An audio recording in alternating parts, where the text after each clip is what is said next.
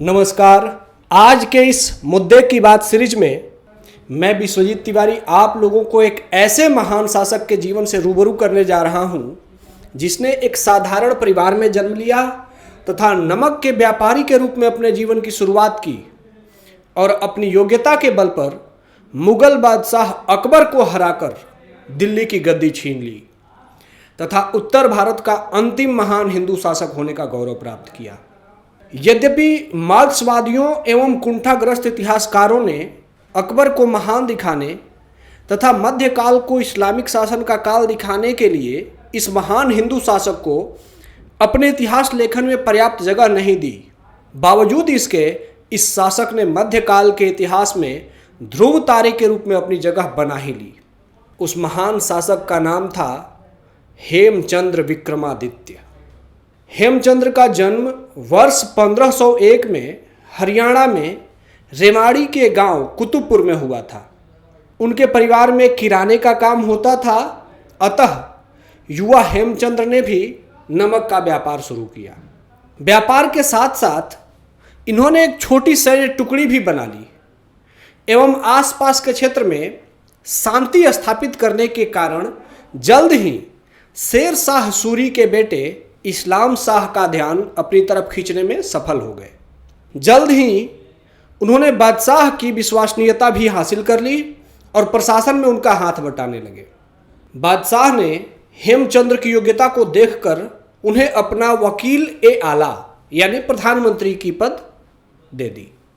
वर्ष 1556 जब अकबर ने पुनः दिल्ली पर हमला किया तो हेमू ने अकबर को भारत से बाहर निकालने की ठान ली। हेमू ने 50,000 लोगों की अपनी सेना, 1,000 हाथियों और 51 तोपों के साथ दिल्ली की तरफ कूच किया।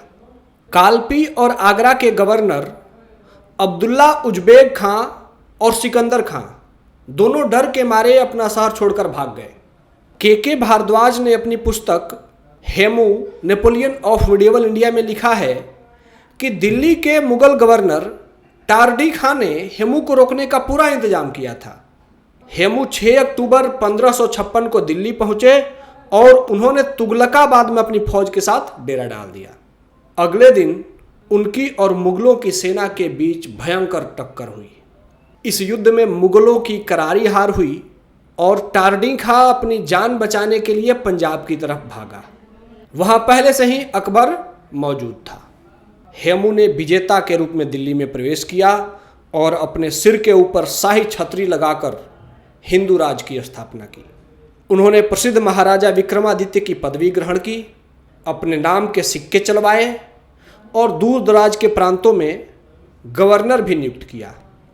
हेमू को मध्ययुगीन भारत में विरोधी मुस्लिम शासकों के बीच एक हिंदू राज स्थापित करने का श्रेय दिया जाता है। इन्होंने अपने पूरे जीवन काल में कुल 22 लड़ाइयाँ जीती। इसकी वजह से ही इन्हें कुछ इतिहासकारों ने मध्ययुग का समुद्रगुप्त और कुछ इतिहासकारों ने इन्हें मध्ययुग का नेपोलियन भी कहा है। दिल्ली में हार की खबर अकबर तक उसके 14वें जन्मदिन से 2 दिन पहले पहुंच गई। इस समय अकबर पंजाब में जलंधर में बैरम खां के साथ आराम कर रहा था। अकबर के दिल में दिल्ली से अधिक काबुल का महत्व था, लेकिन बैरम खां इससे सहमत नहीं था। इतिहासकार पार्वती शर्मा अपनी पुस्तक अकबर ऑफ हिंदुस्तान में लिखती हैं कि अकबर के सामने विकल्प साफ थे, या तो वो हिंदुस्तान का बादशाह बने या लौटकर काबुल में आराम से रहकर सिर्फ क्षेत्रीय बादशाह बने रहे।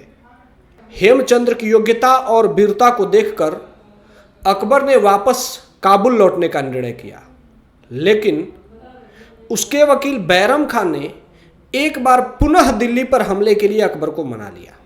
इधर जब हेमू को पता चला कि मुगल जवाबी हमले की योजना बना रहे हैं तो उन्होंने पहले ही अपनी तोपें पानीपत की तरफ भेज दी। बैरम खान ने भी अली कुली सैबानी के नेतृत्व में 10,000 लोगों की सेना पानीपत की तरफ रवाना कर दी। अबुल फजल अकबर के जीवनी अकबरनामा में लिखते हैं, हेमू ने बहुत तेजी के साथ दिल्ली से हमला किया। हेमू की सेना में 30,000 अनुभवी घुड़सवार और 500 से 1500 के बीच में हाथी थे। हाथियों के सूंड में तलवारें और बर्छे बंधे हुए थे। उनके पीठ पर युद्ध कौशल में पारंगत तीरंदाज सवार थे। हेमू उस लड़ाई में बिना कोई कवच लगाए हुए उतरे।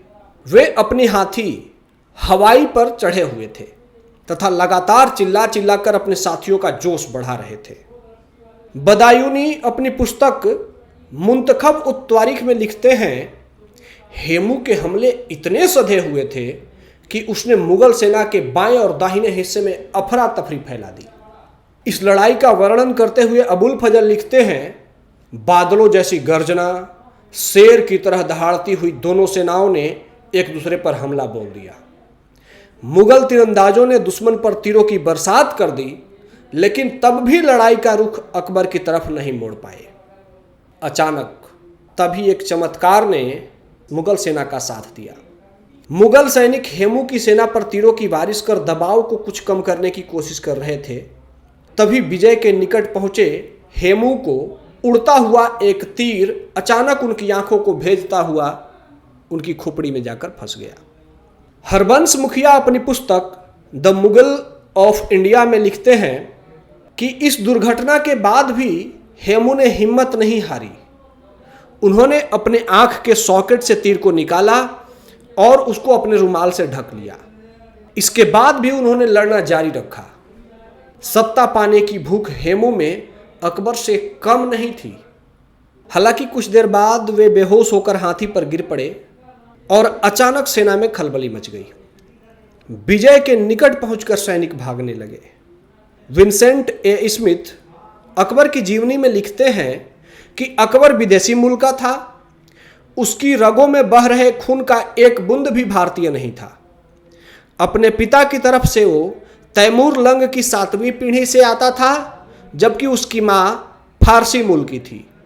इसके विपरीत हेमू भारत की मिट्टी के थे। भारत की गद्दी और प्रभुसत्ता पर उनका दावा ज्यादा बनता था। क्षत्रिय या राजपूत न होने के बावजूद हेमू ने अपने देश की आज़ादी के लिए युद्ध के मैदान पर अपनी आखिरी सांस ली। किसी मानव अस्तित्व का इससे महान अंत क्या हो सकता है।